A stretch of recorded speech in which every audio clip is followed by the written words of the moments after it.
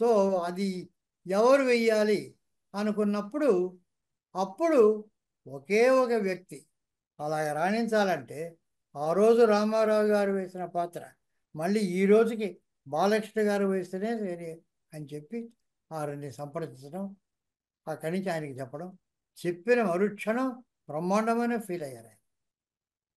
ఇమ్మీడియట్గా సూపర్ బో చేసేద్దాం. ఆయనే కొన్ని కిరీటం ఎలా ఉండాలి, అది ఎలా ఉండాలి, ఈ రకంగా ఉండాలి, నాన్నగారు ఎలా చేశారు, ఇవన్నీ టక ఆయన దగ్గర నుంచి వెంటనే ఒక ప్రవాహంలాగా ఒక స్పాంటేనియస్ వచ్చింది.